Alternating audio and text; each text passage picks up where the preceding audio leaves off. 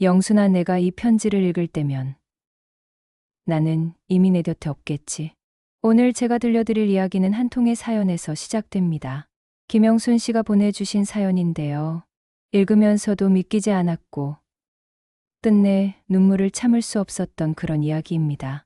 지금부터는 김 씨의 입장에서 제가 직접 겪은 것처럼 들려드릴게요. 지난달이었습니다. 저는 그날도 여느 때처럼 새벽부터 일어나 상가를 돌봤습니다. 조문객들 음식이 떨어지진 않았는지, 상주들은 제대로 쉬고 있는지, 30년간 해온 일이었으니까요. 몸이 먼저 움직였죠. 발인을 하루 앞둔 오후였습니다. 갑자기 회장님 전담 변호사분께서 마이크를 잡으시더군요. 지금 이 자리에서 유언장을 공개하겠습니다. 순간 이상했습니다. 왜 하필 장례식장에서, 그것도 이렇게 많은 사람들 앞에서 불안한 예감이 스쳤습니다. 회장님은 늘 조용히 일을 처리하시는 분이었는데 저는 장례식장 한쪽 구석에 서 있었습니다. 원래 저 같은 사람이 있어야 할 자리죠. 조문객도 아니고 친척도 아닌 그저 집안일을 돕는 사람. 봉투를 뜯는 소리가 장례식장에 울렸습니다. 그 소리가 제 심장 박동처럼 크게 들렸어요. 그리고 제 이름이 나왔습니다. 전 재산을 김영순에게. 순간 귀를 의심했습니다. 다른 김영순이 있나 싶었죠. 하지만 변호사의 다음 한마디가 모든 걸 멈추게 했습니다. 우리 집 가정부 김영순 씨에게. 다리에 힘이 풀렸습니다. 그 자리에 주저앉고 말았어요. 사람들의 시선이 쏟아졌습니다. 무슨 수작이냐, 꼬셔서 저랬을 거다. 수군거리는 소리가 귓가를 파고들었습니다. 억울했습니다. 정말 저는 아무것도 몰랐으니까요. 30년이었습니다. 25에 이 집에 들어와 55이 될 때까지 매일 새벽 5시면 집을 나서 회장님 댁으로 향했습니다. 제 인생의 절반이 그 길 위에 있었죠. 결혼을 하고 아이를 낳은 뒤에도 저는 그 집을 떠나지 않았습니다. 제 집보다 더 자주 드나들던 곳. 제 삶의 중심은 늘 그 집이었으니까요. 왜였을까요? 왜 회장님은 저에게 그토록 잘해주셨던 걸까요? 성실히 오래 일했다고 전 재산을 물려주는 건 누가 봐도 이상한 일이었습니다. 그때 부인께서 제게 다가오셨습니다. 화가 나셨을 거라 생각했죠. 하지만 부인의 눈에는 눈물이 고여 있었습니다. 그리고 제 손을 꼭 잡으며 말씀하셨습니다. 김 씨는 받을 자격이 있어요. 그 순간 더 무서워졌습니다. 제가 모르는 무언가가 있는 걸까? 머릿속이 복잡해졌습니다. 이어서 변호사가 또 다른 봉투를 꺼냈습니다. 고인께서 직접 남기신 친필 편지입니다. 김영순 씨에게 전해달라고 하셨습니다. 떨리는 손으로 편지를 받았습니다. 하지만 차마 그 자리에서 열 용기는 없었어요. 제 인생을 완전히 뒤흔들 진실이 그 안에 들어있을 것 같았으니까요. 장례가 끝나고 집으로 돌아왔습니다. 아니, 이제는 제 집이 아닌 그곳으로 30년간 출퇴근했던 그 대저택은 너무나 비어 있었습니다. 회장님이 늘 앉아 계시던 서재, 매일 아침 차를 올려드렸던 거실, 모든 곳에 회장님의 흔적이 남아 있었죠. 저는 깊은 숨을 내쉬고 편지를 열었습니다. 첫 줄을 읽는 순간 저는 알았습니다. 왜 회장님이 제게 모든 것을 주셨는지, 왜 부인이 눈물을 흘리셨는지, 왜 30년 동안 가까이 있으면서도 늘 어딘가 서먹했던 건지. 편지의 첫 문장은 이렇게 시작했습니다. 영순아, 내가 이 편지를 읽을 때면 나는 이미 내 곁에 없겠지. 영순이라고 30년 만에 처음으로 제 이름을 불러주셨습니다. 김 씨가 아니라. 그 편지에는 50년 전으로 거슬러 올라가는 이야기가 적혀 있었습니다. 회장님의 젊은 시절, 그리고 제가 태어나기도 전 어머니와 회장님 사이에 있었던 일들이. 저는 그제야 알았습니다. 제가 왜 이 집에 오게 됐는지, 왜 회장님이 저를 그토록 아껴주셨는지, 그리고 왜 끝내 말하지 못하셨는지를. 1994년 늦가을이었어요. 25살의 저는 어머니가 돌아가신 후 홀로 남겨졌죠. 신문에서 우연히 본 작은 구인 광고가 제 운명을 바꿀 줄은. 서울 용산구 개인가정 가정부 모집 성실한 분 원함. 그때는 정말 몰랐어요. 그 큰 대문 앞에 섰을 때의 떨림을 아직도 잊을 수 없어요. 낡은 겨울 코트 주머니 속에는 돌아가신 어머니 사진이 있었죠. 면접 볼 때마다 늘 가지고 다니던 제게는 부적 같은 존재였어요. 회장 부인님이 직접 마중을 나오셨을 때 놀랐어요. 그런 큰 집 안주인이 가정부 면접에 직접 나올 줄은 몰랐거든요. 따뜻한 미소를 지으시는 모습에 긴장이 조금 풀렸죠. 그런데 응접실에서 이력서를 꺼내다가 어머니 사진이 바닥에 떨어졌어요. 그 순간 누군가 먼저 사진을 집어들었는데 바로 회장님이셨어요. 면접에 회장님이 직접 나오실 줄은 꿈에도 몰랐는데 이상했어요. 회장님이 사진을 건네주시려다가 잠시 멈추셨거든요.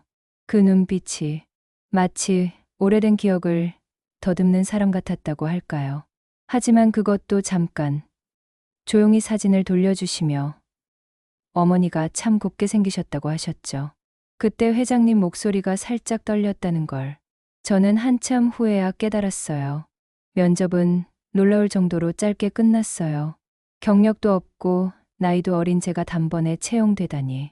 그렇게 저희 30년이 시작되었죠. 첫 출근 날이 기억나요. 회장님이 직접 집안 구조를 안내해 주셨어요. 대기업 회장이 가정부에게 직접 집을 소개한다는 건 그 집 식구들도 처음 보는 일이었대요. 서재에 들어갔을 때 회장님은 벽에 걸린 오래된 흑백 사진 하나를 가리키셨어요. 어느 시골 마을을 배경으로 한 사진이었는데 특별히 조심해서 다뤄달라고 하셨죠. 그때는 몰랐어요.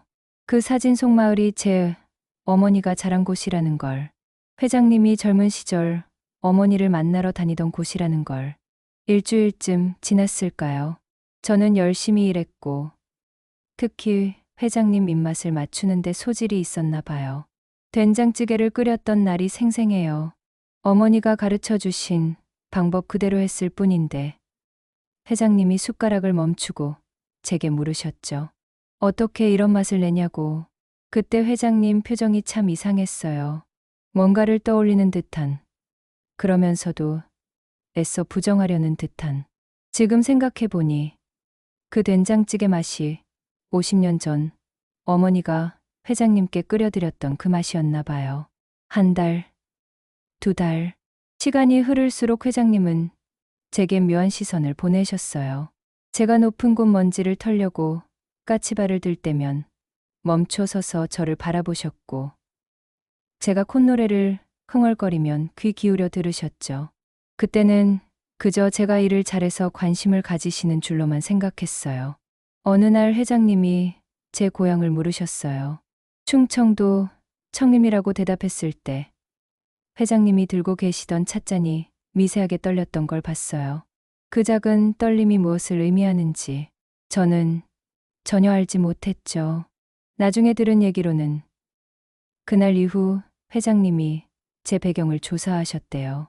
그리고 어머니 이름이 박영이라는 것, 제가 태어난 날짜가 회장님과 어머니가 헤어진 지 정확히 9개월 후라는 걸 아셨다고.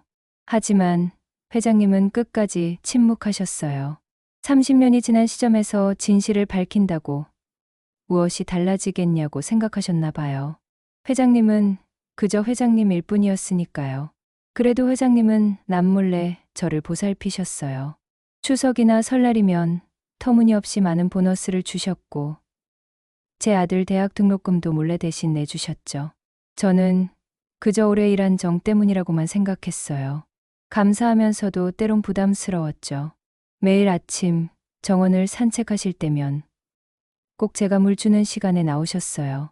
저녁 식사 후엔 일부러 부엌에 들러 차를 청하시곤 했죠. 그럴 때마다 어머니 얘기를 물으셨는데 지금 생각하면 그게 다 첫사랑이었던 어머니의 소식을 간접적으로나마 듣고 싶으셨던 거였어요.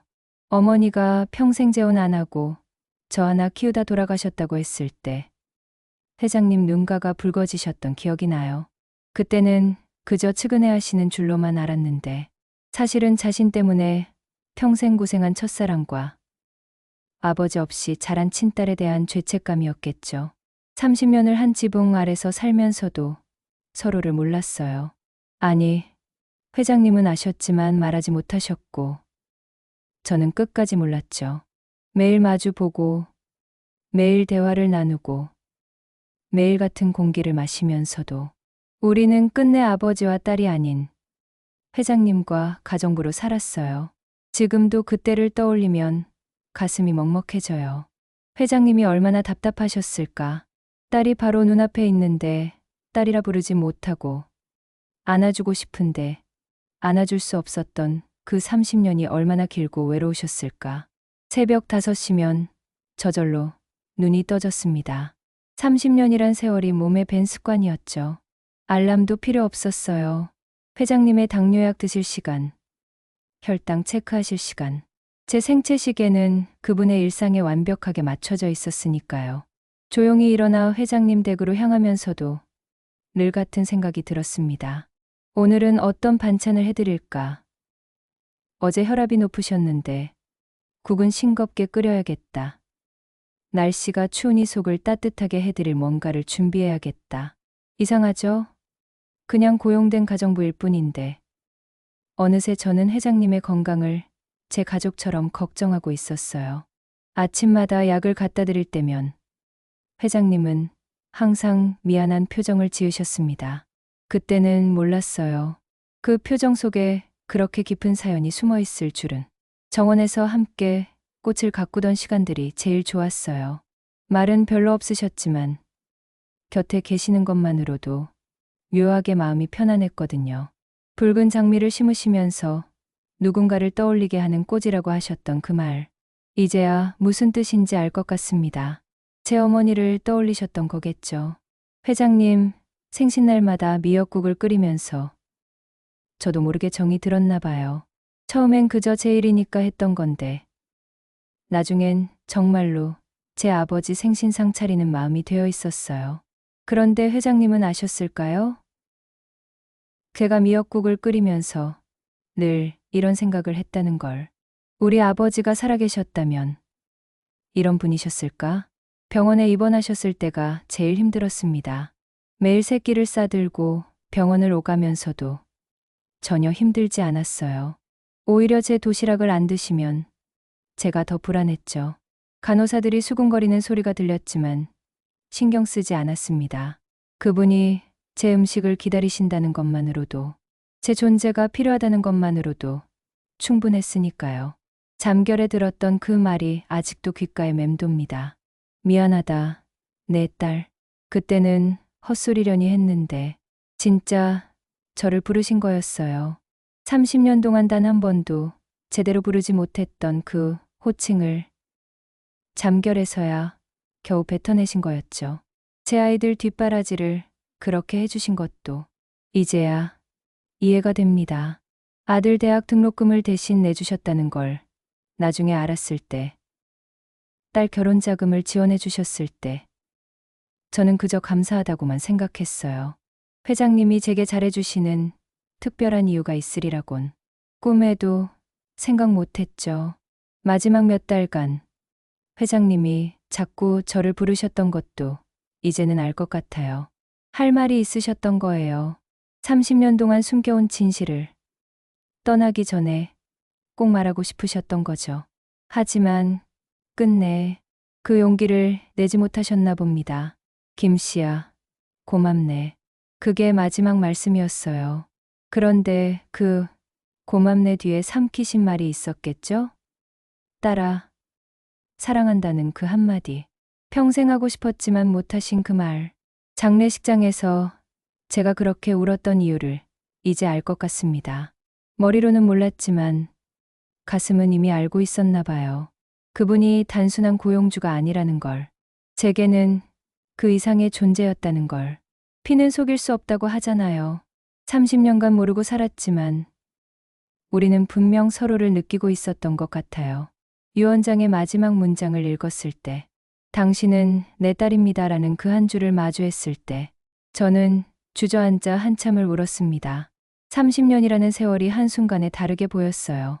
평범했던 모든 순간들이 특별한 의미로 다가왔죠. 회장님이 왜 제 된장찌개를 그렇게 좋아하셨는지, 왜 제 손맛을 그리워하셨는지, 왜 저를 볼 때마다 그런 눈빛이셨는지, 모든 퍼즐이 맞춰지는 순간이었습니다. 30년을 한 지붕 아래 살면서도 우리는 한 번도 아버지와 딸이라 부르지 못했어요. 매일 아침 회장님이라고 깨워드렸던 제가 사실은 아버지를 깨우고 있었던 거예요. 매일 저녁 김씨야라고 부르셨던 그분이 사실은 딸을 부르고 계셨던 거고요. 가장 가까이 있으면서도 가장 먼 사이, 그게 우리였습니다. 이제야, 정말 이제야 그분 묘비 앞에서 처음으로 아버지라고 불러봤어요. 하지만 이미 대답해 주실 수 없는 곳으로 가신 뒤였죠. 평생에 한이 있다면 단 한 번만이라도 살아계실 때 아버지라고 불러보고 싶었다는 거예요. 그분도 저를 한 번쯤은 딸이라고 불러주셨으면 좋았을 텐데. 2000년 봄, 제가 결혼한다고 말씀드렸을 때의 일입니다. 평소처럼 아침 식탁을 차리면서 조심스럽게 꺼낸 말이었죠. 회장님은 숟가락을 든 채로 한참을 멈춰 계셨어요. 그 짧은 순간, 회장님 눈가에 스쳐 지나간 그 복잡한 감정을 저는 그때 읽지 못했습니다. 그날 저녁 받은 봉투 속 1억이라는 금액, 짧지만 6년의 가정부 생활에 대한 감사의 표시라고만 생각했죠. 그리고 대기업 회장은 역시 대단하다고 생각을 했어요. 눈물이 났던 건 단순히 큰돈 때문이 아니었어요. 회장님이 저를 그만큼 아껴주신다는 마음이 느껴져서였습니다. 하지만 그게 아버지가 딸의 결혼을 축하하는 마음이었다는 걸 어떻게 알 수 있었겠어요. 제 아들이 서울대 의대에 합격했을 때도 마찬가지였습니다. 등록금, 걱정에 밤잠을 설치던 제게 하늘에서 내려온 선물 같았던 그 익명의 장학금. 그게 회장님이 급하게 만드신 재단이었다는 걸 나중에 알게 됐죠. 외손자를 위한 할아버지의 마음, 자신의 피를 이어받은 그 아이를 위한 간절함이었던 겁니다. 회장님이 폐암으로 입원하셨을 때가 생생합니다. 병원 음식을 전혀 드시지 못하시다가 제 된장찌개를 찾으셨죠. 새벽같이 일어나 끓인 된장찌개를 보온 도시락에 담아 병원으로 달려갔습니다.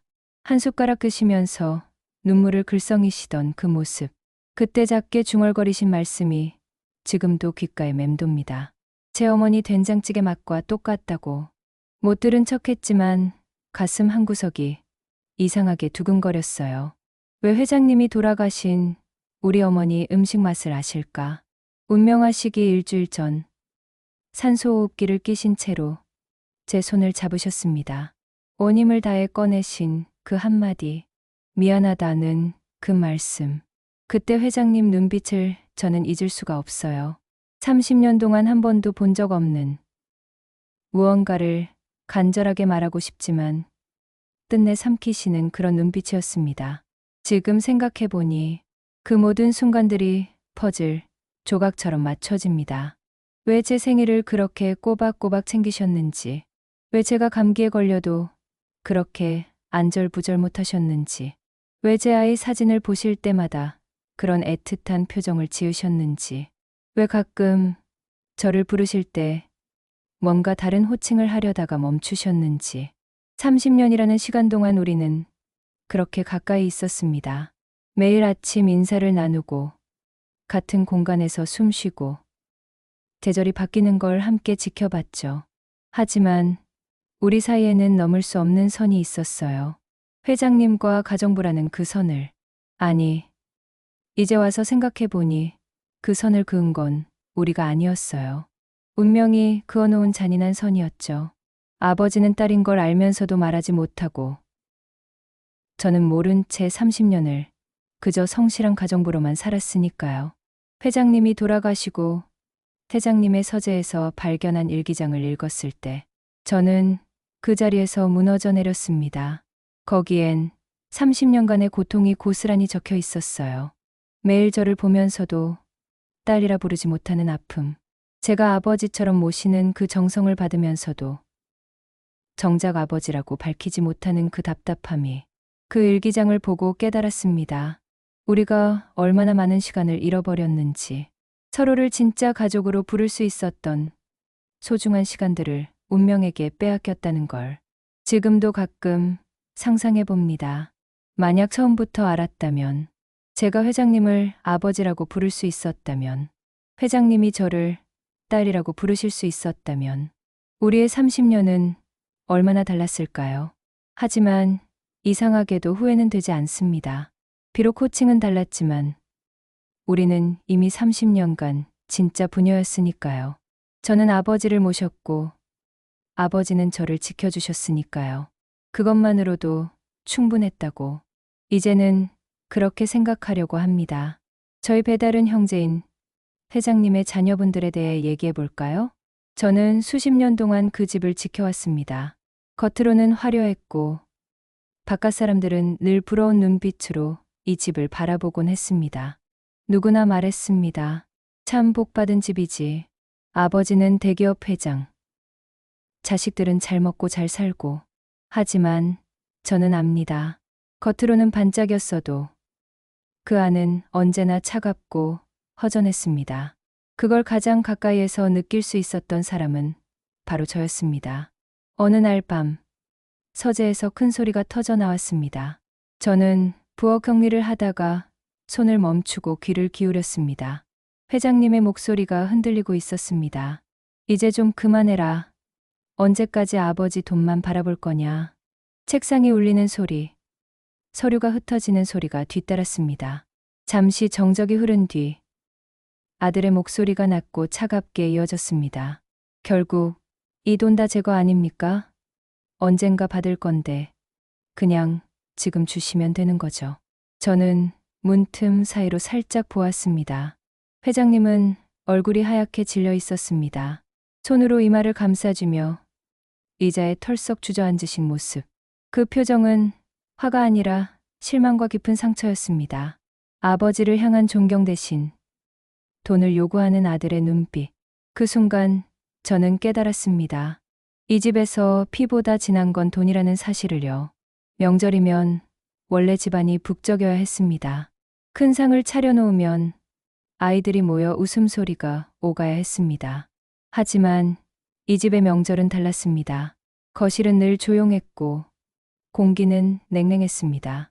딸들은 고급 가방을 들고 나타나 꽃다발과 봉투를 내려놓곤 서둘러 발길을 돌렸습니다. 아버지, 시댁에 먼저 가봐야 해서요. 다음에 또 뵐게요. 입술은 웃고 있었지만 눈빛에는 따뜻함이 없었습니다. 저는 부엌에서 미역국을 끓이며 그 뒷모습을 지켜봤습니다. 팔팔 끓는 국물 위로 김이 모락모락 올라왔지만 그 너머로 들려온 건 회장님의 깊은 한숨이었습니다. 이렇게 큰 집인데 왜 이렇게 쓸쓸한 걸까? 저는 국자를 내려놓고 잠시 창밖으로 시선을 돌렸습니다. 바깥에는 불꽃놀이처럼 화려한 세상의 불빛이 번지고 있었지만 그 집 안은 어둠 속처럼 차가웠습니다. 새벽마다 저는 약을 챙기며 식탁을 지나갔습니다. 거기에는 늘 회장님이 혼자 앉아 계셨습니다. 식은 국을 떠먹으며 젓가락을 몇 번 들다 말고 내려놓으셨습니다. 숟가락이 식탁 위에 부딪히는 소리가 그 집의 정막을 더 크게 울렸습니다. 내가 잘못 키운 건가? 돈을 너무 쉽게 줘서 애들이 이렇게 된 건가? 그 말은 속삭임 같았지만 제 귀에는 번개처럼 꽂혔습니다. 저는 그 소리에 발걸음을 멈추고 괜히 싱크대 문짝을 열었다 닫으며 가슴에 스며드는 슬픔을 덮으려 애썼습니다. 회장님의 뒷모습은 어깨가 무겁게 처져 있었고 저는 그 어깨를 다독여드리고 싶었지만 그저 묵묵히 약통만 내려놓을 수밖에 없었습니다. 자식들이 집에 들어올 때면 반가움보다 청구서가 먼저 따라왔습니다. 아버지, 이번 투자금 좀 도와주세요. 새 집을 사야 하는데 융자가 모자랍니다. 이번에 사업이 잘 될 거예요. 마지막으로 한 번만. 그들의 목소리는 은행 창구에서 들을 법한 요구와 다르지 않았습니다. 존경도 애틋함도 없는 말투. 오직 돈을 바라는 기색뿐이었습니다. 회장님은 늘 지갑을 열어주셨지만 그 뒤에는 씁쓸한 미소가 따라 붙었습니다. 저는 그 표정을 곁눈질하며 속으로 중얼거렸습니다. 이분이 원하는 건 돈이 아니라 그저 아버지라는 이름으로 존중받는 순간일 텐데. 그 씁쓸함은 집안 구석구석에 배어 있었습니다. 도배지를 바꿔도 가구를 새로 들여도 결코 지울 수 없는 그림자였지요. 회장님이 병원에 입원하셨을 때 자식들은 바쁘다며 찾아오지 않았습니다. 가끔 들러도 잠깐 얼굴만 비추고 금세 떠났습니다. 아버지, 일이 많아서 오래 못 있어요. 건강 챙기세요. 그렇게 남긴 말은 형식적인 인사뿐이었습니다.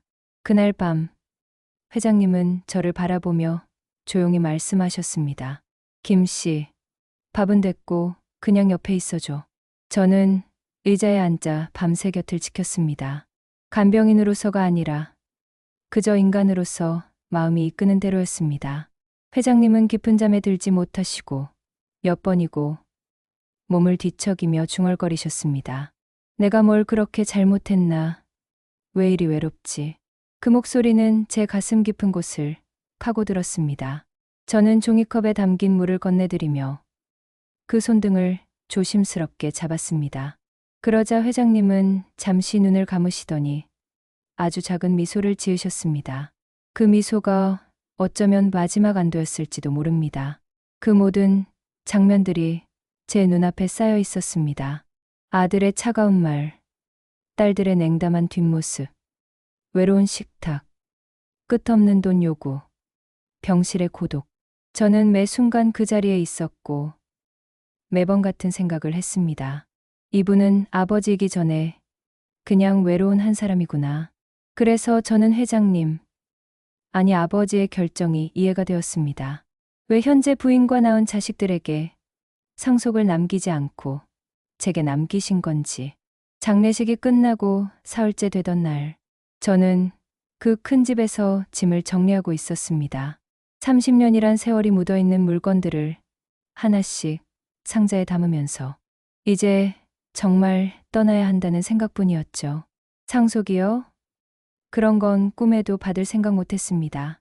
아니, 받을 자격이 없다고 생각했어요. 아무리 숨겨진 친자식이었지만 서류상으로 버젓이 정당하게 상속을 받을 아들딸이 있었으니까요.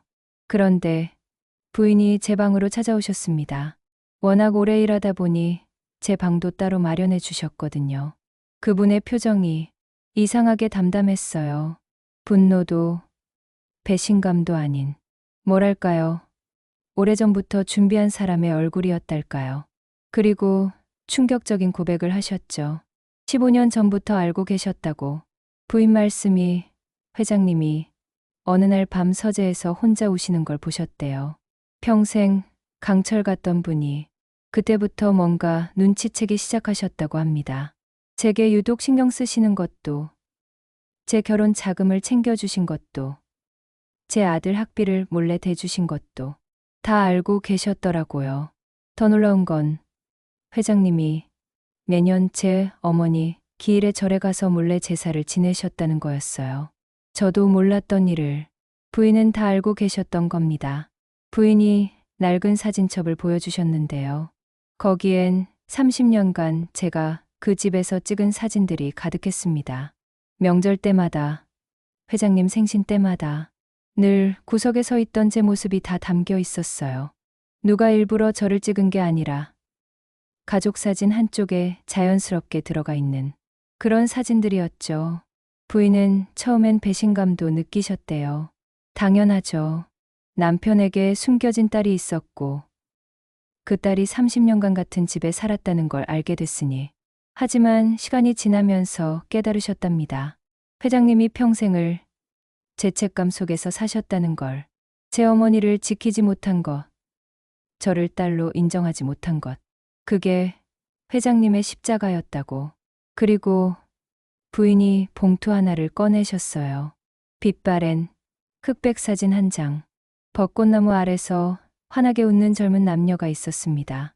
회장님과 제가 한 번도 본 적 없는 젊은 시절의 어머니였어요. 어머니가 그렇게 행복해 보이는 사진은 처음이었습니다. 50년 전 사진을 회장님이 금고에 평생 숨겨두셨대요. 아마 그게 유일한 추억이었겠죠. 부인의 말씀이 제일 가슴 아팠던 건 당신이 있어서 남편이 조금이나마 죄책감을 덜 수 있었다는 거였어요. 30년간 가까이에서라도 딸을 볼 수 있었으니까. 비록 딸이라고 부르지는 못했지만 제가 부인께 여쭤봤죠. 정말 괜찮으시냐고. 제가 이런 존재인데 괜찮으시냐고. 부인은 저를 안아주셨어요. 30년 만에 처음으로 주인과 가정부가 아닌 그냥 한 집에 살았던 두 여자로서. 회장님이 마지막에 저한테 고맙다고 하셨잖아요. 부인은 그때 회장님이 정말 하고 싶었던 말은 따로 있었을 거라고. 사랑한다. 내 딸아라고 하고 싶으셨을 거라고. 저는 그 말에 더 이상 참을 수가 없었어요. 30년. 매일 아침 인사를 나누고 매일 식사를 차려드리고 아플 때 약을 챙겨드리고 그렇게 가까이 있었는데 우리는 끝까지 아버지와 딸이 되지 못했던 거예요. 아시나요? 저는 회장님이 유독 제 손을 닮았다고 하실 때마다 이상했어요. 제가 끓인 된장찌개를 드시면서 어디서 먹어본 맛 같다고 하실 때마다, 정원에서 같이 꽃을 심으면서 너도 꽃을 좋아하는구나 하실 때마다 그게 다 피가 부르는 소리였을까요? 부인이 마지막으로 이렇게 말씀하셨어요. 유언을 받아달라고. 그게 아버지가 딸에게 줄 수 있는 마지막 사랑이니까. 평생 주지 못했던 아버지의 사랑이니까. 라고 부인의 고백을 듣고 난 그날 밤, 전 한숨도 못 잤어요. 50년 전 찍힌 흑백 사진 속 젊은 두 남녀를 보면서 제 눈매가, 제 손 모양이 왜 그렇게 회장님을 닮았는지 이제 알게 된 거죠. 새벽까지 눈물이 멈추지 않았습니다. 30년이라는 세월이 하나씩 되감기처럼 돌아오면서 그동안 이해할 수 없었던 순간들이 비로소 선명해졌어요. 다음 날 아침, 다시 한번 친필 편지를 꺼내보았습니다. 떨리는 필체로 영순에게라고 적혀 있었습니다. 내 글자를 보는 순간 가슴이 무너져 내렸어요. 30년 동안 저는 김 씨였고 가정부였고 직원이었는데 처음으로 제 이름을 불러주신 거예요. 영순이라고. 편지를 펼치는 손이 떨려서 한참을 진정해야 했습니다. 첫 문장부터 숨이 막혔어요. 영순아 라고 시작하는 그 편지에는 30년의 침묵이 고스란히 담겨 있었죠. 50년 전 이야기를 읽어내려가면서 저는 계속 생각했어요. 얼마나 힘드셨을까. 제가 처음 이 집에 왔을 때 아무것도 모르는 저를 보면서 얼마나 가슴이 찢어지셨을까. 면접 때 떨어뜨린 어머니 사진을 주워주시던 그 손이 왜 그렇게 떨렸는지 이제야 이해가 됐어요. 30년 만에 첫사랑의 아이를 보았을 때의 심정이 어땠을까요? 그리고 제 생년월일을 확인하고 모든 걸 확신하셨을 때의 그 마음은. 편지에는 제가 몰랐던 순간들이 너무 많았어요. 새벽 6시에 약 챙기러 갈 때마다 늘 깨어 계셨다는 것도, 제 결혼식 때 성당 뒷자리에 계셨다는 것도, 준호 대학 입학식 때 멀리서 지켜보셨다는 것도 전부 처음 알았습니다. 가장 가슴 아팠던 건 회장님이 준호를 손자로 여기셨다는 거였어요. 명절 때마다 유독 준호에게만 용돈을 더 두둑이 주시고 시험 기간이면 늘 격려 문자를 보내시고 그게 다 할아버지의 마음이었구나. 그런데 준호는 끝까지 회장 할아버지라고만 불렀죠. 진짜 할아버지인 줄도 모르고 편지 마지막에 적힌 사랑한다. 내 딸 영순아라는 문장을 읽는데 30년 만에 처음 들은 그 말에 그만 주저앉고 말았어요. 평생 듣고 싶었던 말인지도 몰랐는데 막상 들으니까 가슴이 터질 것 같았습니다. 영정사진 앞에 섰을 때 처음으로 그 단어가 나왔어요. 아버지. 30년 동안 매일 아침 저녁으로 인사드렸지만 한 번도 부르지 못했던 그 호칭이 드디어 제 입에서 나온 거예요. 너무 늦었죠. 이제는 대답도 들을 수 없는데 그래도 불러보고 싶었어요. 아버지라고. 이상했어요. 그 한마디를 하고 나니까 30년의 세월이 전부 다르게 보였습니다. 회장님이 유독 제가 끓인 된장찌개를 좋아하셨던 것도, 정원에서 함께 꽃을 가꿀 때 그렇게 편안해 보이셨던 것도, 제가 감기에 걸렸을 때 최고급 병원에 입원시키셨던 것도 전부 아버지의 마음이었구나. 한 달쯤 지나서야 결심이 섰어요. 이 거대한 유산을 어떻게 써야 할지. 아버지가 저한테 주신 건 돈이 아니라 사랑이었으니까 그 사랑을 나누는 게 맞다고 생각했어요. 장학재단을 만들기로 했습니다. 50년 전 가난했던 법대생, 청년과 꽃집 딸처럼 돈이 없어서 꿈을 포기해야 하는 아이들을 돕고 싶었어요. 재단 이름은 정우장학재단. 아버지 함자를 따서 지었죠. 처음으로 회장님 산소를 찾았을 때, 아니, 이제는 아버지 산소라고 부를 수 있게 됐네요. 그곳에 서서 한참을 아무 말도 못했어요. 30년 동안 하고 싶었던 말들이 너무 많아서 오히려 아무것도 할 수 없었습니다. 그저 조용히 앉아서 생각했어요. 우리가 함께했던 시간들을, 말하지 못했지만 서로 알고 있었을지도 모르는 그 마음들을. 아버지는 딸인 걸 알면서도 말 못하고, 저는 모르면서도 어쩐지 편안했던 그 순간들을. 이제 매주 그곳을 찾아요. 장학금 받은 아이들 이야기를 들려드리고, 재단이 어떻게 운영되는지 보고 드리고, 준호 이야기도 하고, 30년 동안 못했던 아버지와 딸의 대화를 이제야 하고 있는 거죠. 비록 일방적이지만요. 가끔 생각해요. 만약 처음부터 알았다면 어땠을까? 만약 회장님이 10년 전에 말씀하셨다면 어땠을까? 하지만 이내 고개를 저어요. 그랬다면 우리가 30년 동안 쌓아온 그 모든 순간들이 달라졌을 테니까요. 어쩌면 아버지는 알고 계셨는지도 몰라요. 말하지 않는 게 서로에게 더 나을 거라는 걸. 그래서 끝까지, 정말 끝까지 기다리신 건지도요. 부인께서 그러시더군요. 회장님이 돌아가시기 직전까지 제 이름을 부르셨다고. 김씨가 아니라 영순이라고, 딸아 라고. 비록 제가 듣지 못했지만 그래도 마지막엔 아버지로서 딸을 부르고 가셨다는 게 위로가 됐어요. 30년. 참 긴 시간이었어요. 하지만 이제 와서 생각해보니 짧기도 했네요. 아버지와 함께한 시간이었으니까요. 비록 서로 다른 이름으로 불렀지만 우리는 늘 함께였으니까요. 여러분, 이게 제 이야기예요. 30년 동안 회장님이라 부른 분이 제 아버지였다는 너무 늦게 알게 된 진실. 하지만 후회하지 않아요. 그 30년이 있었기에 지금의 제가 있고 아버지의 사랑을 온전히 느낄 수 있으니까요. 오늘도 아버지 산소에 다녀왔어요. 국화꽃이 바람에 살랑거리는 걸 보면서 생각했죠. 아버지도 이제 편안하실 거라고. 더 이상 숨기지 않아도 되니까. 이제야 저를 딸이라고 부를 수 있으니까. 여러분, 오늘 이야기는 여기까지입니다.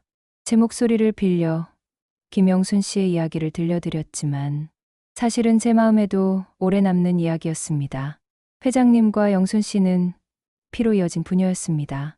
하지만 그 사실을 알면서도 끝내 말하지 못한 아버지, 그리고 알지 못한 채 평생을 모셔온 딸. 30년이라는 시간이 참 길었지만 마지막 순간만큼은 서로의 마음을 전하고 떠나셨습니다.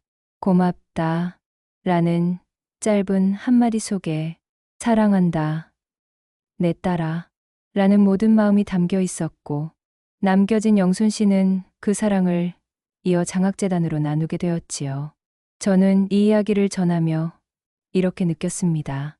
가족이란 때로는 늦게 찾아와도 결국은 서로의 마음을 확인하고 이어지는 것.